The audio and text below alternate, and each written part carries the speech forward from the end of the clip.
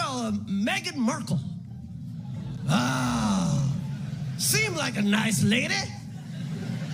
Just complaining. I was like, didn't she hit the light skin lottery? Hit the fucking light skin lottery and still going on complaining. Oh my gosh, I work so hard and Trying to be a victim. But seriously, it's gotta sell the mommy lifestyle. And it's gotta be all about me. But not seem like it's all about me. In California, we're just a regular couple living close to Oprah and far from the paparazzi. Woo. But not too far. Lot going on to the news. My God, it's so crazy out there. What's going on with Meghan Markle? Meghan Markle probably ought to have turned off the Wi-Fi, thrown her phone into the water, and booked a one-way journey to a location that did not have internet access when Chris Rock appeared on that Netflix stage. But he was more than simply a jokester. After he had finished slicing through her royal drama like a hot knife through butter, he returned, licked the knife, and then asked for dessert. When he was finished, her fairy tale appeared to be less like Cinderella and more like a failed attempt at a Netflix original production. A lot. My God, it's so crazy out there. What's going on with Meghan Markle? She thinks that everybody is just stupid. Like we can't see that she is manipulating his dumb husband. I really feel sorry for the family. Maybe everybody's fixating her on how good looking this guy. Before we get there, let's talk about the moment when their picture-perfect royal story began to fall apart on stage for his Netflix special. Chris confronted Meghan about the racist allegations that she has been using for years. You're so racist. They're so racist. Some of that you went through was not racism. It was just some in-law. Sometimes it's just some in-law.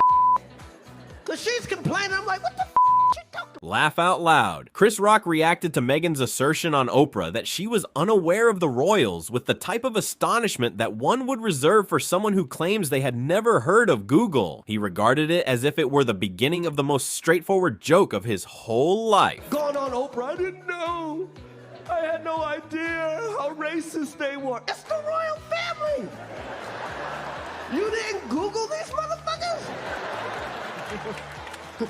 What the fuck is she talking about? She didn't know. It was a wild turn of events. However, Rock wasn't simply making a joke for a few seconds. The trap was being set by him. He smiled as if he believed Meghan's statement from "I didn't know," and he pretended to agree with what she had to say. He then nailed her with a punchline that was so harsh that it tore her claim apart and caused everyone to burst out laughing. This occurred at the exact moment that this was needed. The fucking hell. What is she talking about? She didn't know. The fuck? It's the royal family. They're the original racists. Rock then went in for the kill as soon as she had finished destroying her lie, his best shot of the day. With a single cutting observation, they took aim at their most significant bombshell, which was the purported concern with the skin hue of the royal family. He didn't merely raise doubts about it. The assertion was completely demolished by him, and the only thing that remained was an awkward silence before the laughter surged back. Oprah, they're so racist. They wanted to know how brown the baby was gonna be. They're so racist. They wanted to know how brown the baby's gonna be. I'm like, that's not racist. Because even black people want to know. In light of the fact that the takedown was severe and the message was unmistakable, Rock wasn't holding back, and that was only one hit in a comic beatdown that was coming at them from all directions. As time went on, it seemed as though every single comedian still alive desired a chance. Every joke is more devastating than the one before it. Despite the fact that American comics had their own unique style, stand-up comedy made it even more brutal. People like Andrew Schultz bypassed the pleasant talk and went straight for the throat, articulating what a lot of people in the United States were already thinking. We don't give America don't give a about you. We don't care about the royal family. We never cared about nothing that had to do with y'all. 1775 was the last time. On the other hand, Andrew Schultz treated them with total disregard. Nikki Glazer and other comics went in a different direction. Painting is a much less glamorous activity. In her perspective, what if Meghan had a version of Meghan was so desperate for recognition that she married Harry, only to discover that life in the royal family was not the glamorous fantasy she had envisioned. In her desire, be famous. She found the guy to make her the most famous in the world, and now she's over there and she's like, Oh, this isn't what I thought. What's the point of being Moreover, it is not all. Glazer took it a step further by picturing the unfiltered and unroyal life that Meghan would be having if she had never married a prince. If she didn't marry him, she would be on The Bachelor this season, fighting for Prince. She would be Megan M. from Sherman Oaks barista. She just got lucky. She got so lucky. She had such a wonderful luck. I also. After standing up, the roasting process continued. In addition, it spilled over into other forms of parody, such as the animated comedy The Prince, which made a point of ridiculing their purported avarice and the post-royal money chase.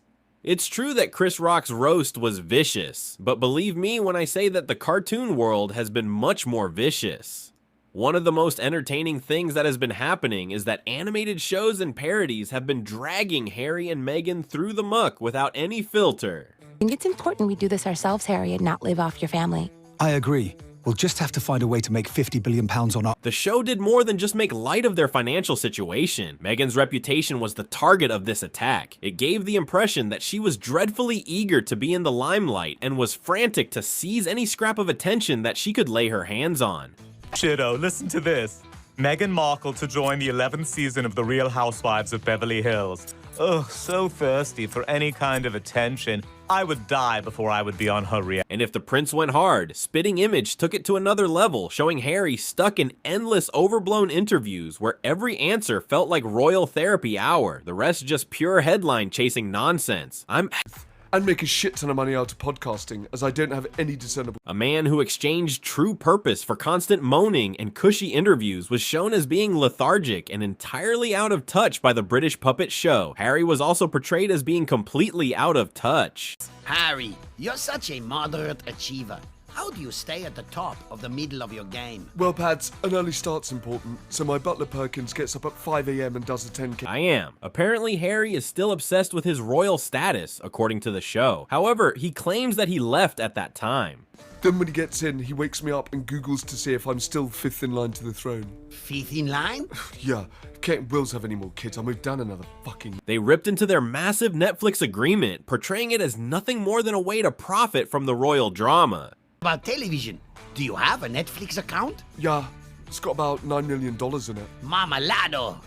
While stating that Harry has severed his links with the royal family, the show continued to ridicule his hypocrisy by pointing out that he is still making money off of the precise connection that he is pretending to distance himself from. Thank you. And the way you've cut the American government down to size, I'm trying to do the same with my... In addition, it is not just satire. Additionally, Meghan is being targeted by cartoon and animation makers, particularly in regard to her recently launched cookery show. In example, there is a video that has gone viral in which she provides an embarrassing correction to Mindy Kaling for using her maiden name. My name is Megan Sussex now. Call me Meghan Markle one more time, Mindy fucking Kaling. It was a moment that turned out to be pure comedic gold, and now creators are recreating it, remixing it, and roasting it as if it were their favorite recipe. It was a moment that turned out to be pure comedic gold, and now creators are recreating it, remixing it, and roasting it as if it were their favorite recipe. Water for my gas. Some water that I got from the spring in my backyard. Whatever you do, don't use tap water. I'm just gonna sneak a taste. You flower petal. H is always calling water water. And there. One more time, my dear Markle. This fan-driven ridicule quickly got larger, and it began to target Mindy Kaling's entire polished lifestyle brand shortly after it was first introduced. Creators began to release parodies that were a direct response to the primary critique that was leveled at her culinary show, which was that it was all style and no actual substance, and that it was full of overhyped attempts to turn nothing into something. The roasting was absolutely perfect at that moment. It had a bone-chilling quality to it. Prepare water for my gas. Some water that I got from the spring in my backyard. Whatever you do, don't use tap water. I'm just gonna sneak a taste. You flower petal. H is always calling water water. And there. Walter is always calling water, and there you have it. H is always calling water. From that point on, the creators failed to hold back. They mocked her serious history in such a way that it converted her serious narrative into straight-up comedy. They went after the silly bits of her past as well, whether it was cutting connections with her father or making dramatic tales about leaving the country. Nothing was off limits. The act of arranging flowers in any way is comparable to telling a story. Which tale would you want to share with us. You could want to flee the nation and possibly disown your father. For many years, Harry and Meghan have been the subject of the rumor mill. If you were to provide their life narrative to any comic, they would be able to come up with enough jokes to last for a whole week. For years, comedic heavyweights such as American late-night shows have been capitalizing on this phenomenon by transforming their drama into great material for comedic comedy. An example of this would be the reoccurring sketch that was performed on Saturday Night Live with the two princes. The segment would always begin by focusing on how delightfully awkward their relationship was. It's like there are two people who are trapped in the same room, but one of them is constantly telling you that he's the spare. We'd like to apologise. Unfortunately, William's hair was unable to make it this evening. It's devastating. Oh, bravo! Hilarious. Yes, a bald... Did not simply accept it, William retaliated in a low-key manner when Harry made fun of his hair by putting the attention on Meghan's suit's profession. He made it quite obvious that if Harry could dish it out, he had better be prepared to receive it. This was the classic example of a "you mock me, I mock you" situation, and Harry was the one who ended up being the... my brother's fiancée, Miss Meghan Markle, is on the American program Suits. Yes, Wednesdays, 8 p.m, USA Network. Check it out. She's amazing in it. Yeah?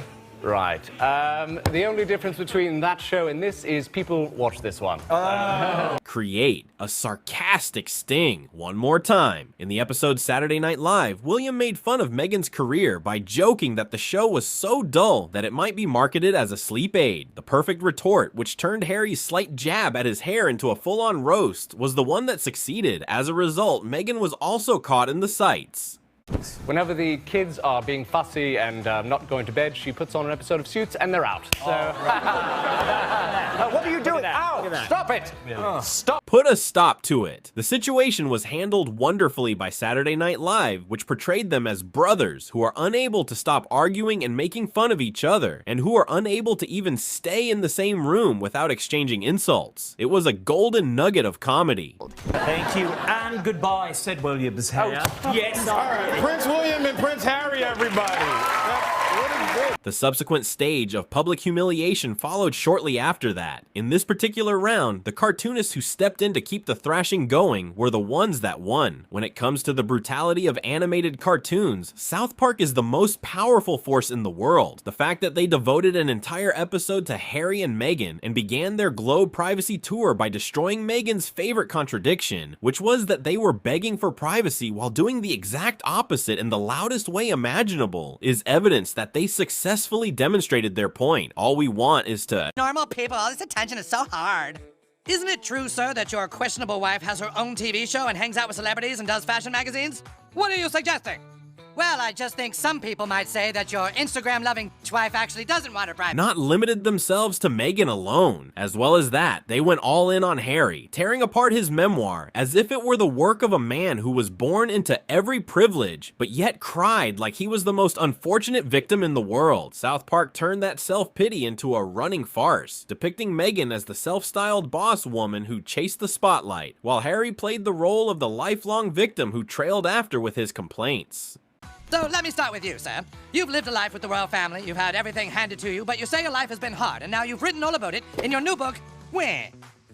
Yes, that's right, friend. You see, my wife and I are totally like, you should write a book because your family's like stupid, and then so are like journalists. And then, right at the conclusion, South Park delivered the punch by having Meghan's cartoon self casually drop a statement that entirely gave away the act in a single moment. They showed the difference between her "we just want a normal life" image and her non-stop pursuit for the spotlight during the course of the show. The dish was a dish of hypocrisy, presented with the trademark punch of South Park. It's so quiet and empty here. If we moved her, then people would think we're really serious about wanting to be normal. It does seem perfect, doesn't it? We can have a fresh start here. And that life that is claimed to be normal. The fact that they continue to market Family Guy destroys it. Next, it is as if the animation world is hosting its own royal reality show, with South Park and Family Guy teaming up to tag team every contradiction that Harry and Meghan throw out, so turning their public image into a never-ending punchline. Sir, your millions from Netflix for no one knows what. Put it with the rest of them.